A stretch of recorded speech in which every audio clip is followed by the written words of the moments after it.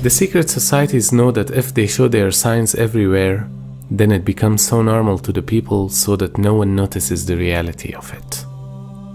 Because if something becomes so obvious, it'll become common and no one would take it serious.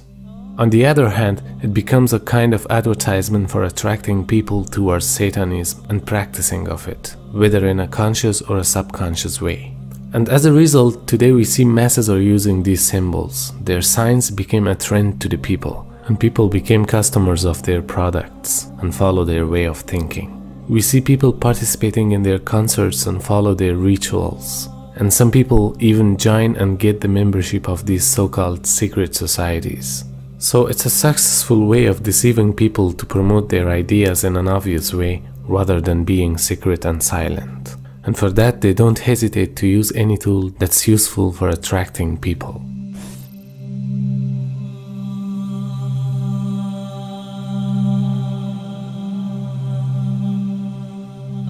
Shaitan wants you to commit the sin with accepting the accountability of that sin. It means if you don't know about a sin and you commit that, it would be forgivable, because you didn't know that the action you're going to do is a sin. Now, Shaitan doesn't want that. He wants you to first understand that the action you're going to do is a sin, and then he invites you to do it. And that's how he puts the accountability of that sin on you. And imagine today everywhere we see those signs which are intentionally having satanic names, such as devil's horn or devil's number and so on. And people are doing it while they know it's satanic. Or they participate in some festivals such as Halloween, Carnival or some concerts, and they willingly practice those rituals while they see those satanic things there. They see those satanic signs and messages inside games or songs, and they still hear those songs and play those games.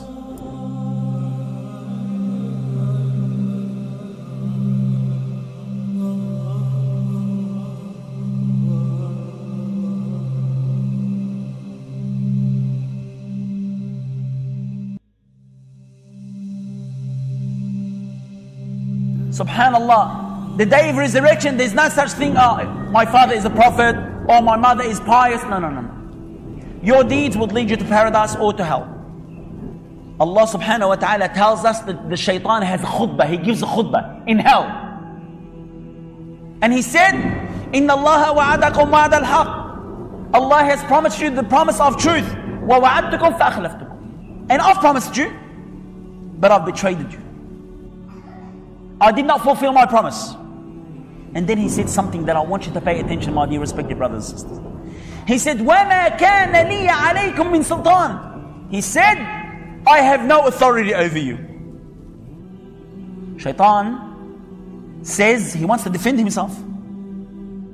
He said, I had no authority over you. إِلَّا أَنْ دَعَوْتُكُمْ فَاسْتَجَبْتُمْ لِي. Except that I've called you and you've responded to me. That's all. Shaitan tells you, go to the casino. Shaitan tells you, surf the internet for something which is haram. Shaitan tells you to deal in usury. Shaitan tells you to brag and boast because you belong to this country or this country. Shaitan tells you it's through your intelligence and because of you're so smart, you're able to obtain all this wealth. Shaitan sneaks up to you.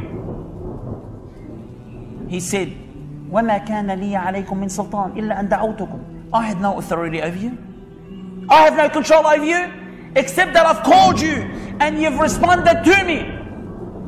فَلَا تَلُومُونِي وَلُومُوا أَنفُسَكُمْ. Then he said, blame me not. Don't blame me, but blame yourself. Shaitan wants to defend himself. I had no authority over you, except that I've just called you and you've responded to me. Blame me not, but blame yourself.